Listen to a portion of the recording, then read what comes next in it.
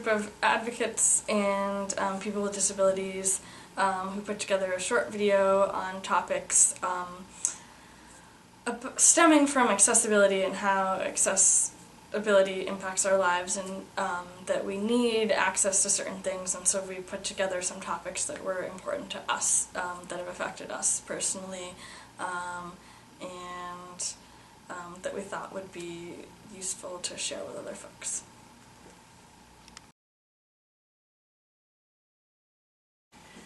Hi, I would like to talk about my standpoint of accessibility from my point of view as a parent.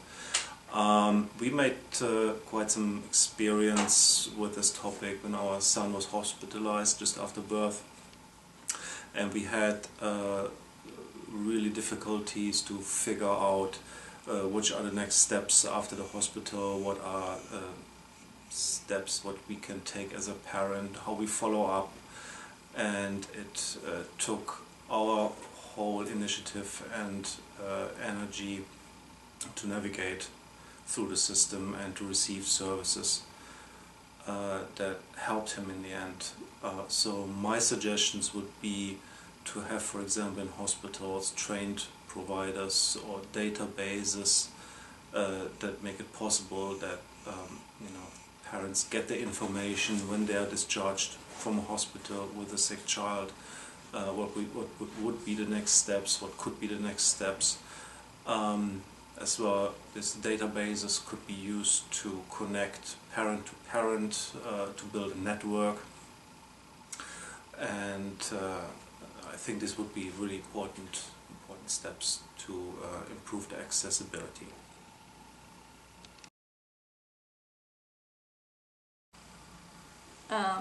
So for my theme of accessibility, I chose transportation, and specifically public transportation and the lack thereof, I guess, in the state of Vermont.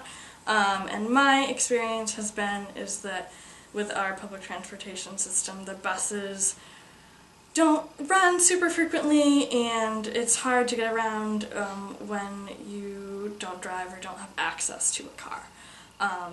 So sort of possible ideas for solutions that I came up with as a potential remedy were to sort of expand the already functioning public transportation system, so have buses run more frequently and for longer hours, and have commuter routes that run more often, so that folks who commute long distances could also have access to the public transit system. And then another idea was sort of like creating some sort of database that was like neighbor to neighbor, where you could sort of partner with your neighbor around running errands and carpooling to work as well, and sort of like almost like a front porch forum, but for people that wanted to be connected around transportation and sharing a ride with someone. And obviously putting some sort of safety thing in place with that, for like background checks with drivers and people that they're riding with, some sort of safety element in there. And then also my last idea was sort of potentially some sort of either a cab that was like discounted, or I don't know, based on a donation-based type of system for folks, maybe like a pay-what-you-can idea. And those are sort of my outside-of-the-box ideas for being able to support an already functioning, or a system of public transportation that already exists. I live in Hyde Park.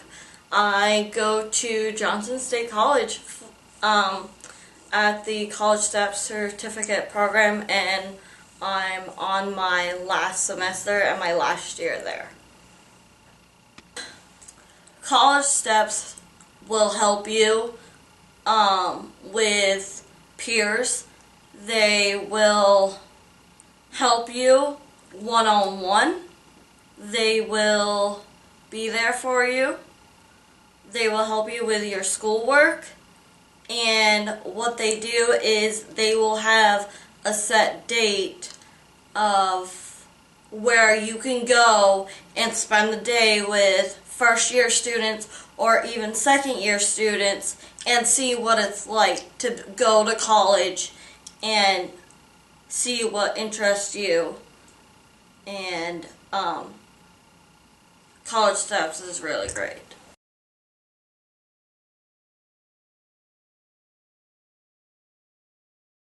Because they want to further their education, they want to get out and meet new people, join new things. I joined the Magic Club, or a nonprofit organization called Living for Giving.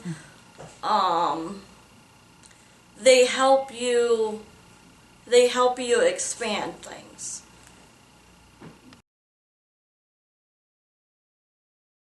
I have 2 children, and one with a genetic disorder called Fragile X. And when we travel, it seems that when we stay in hotels, there are many nuances that lead to his level of anxiety, his ability to access the offerings of a hotel, and some of the things that he needs. For example, maybe something that he would need for his medicine. His medicine needs to be refrigerated. Sometimes the refrigerators aren't working. Sometimes we have to leave it downstairs in a strange hotel kitchen and hope and pray that it's there the next morning. And explaining to so many service providers in hotel situations that yes, we're asking you something that's above and beyond what you normally offer people that stay in your hotel. So we find that accessibility, we can handle it, we can ask for it, but it's sometimes difficult when we're in a new hotel, in a new situation, needing to take care of certain issues for our children, in front of our children, when our child's anxiety is high. So we're trying to balance what's happening at the moment and yet take care of what's happening so the next couple of hours can be smooth. So we're in a new hotel, and it's interesting to think about what things can be put into place to help smooth that transition for all people with disabilities who have tiny nuances to make their stay in a hotel go as smoothly as possible. So not only are we concerned about accessibility for individuals with certain invisible disabilities, like our sons and other people that you can't see the disability, but there are laws now that say hotels need to be completely accessible to individuals with physical disabilities, and by law certain things need to be in place so that each hotel is 100% accessible. And there are links on this website that you can look at that will guide you to those resources.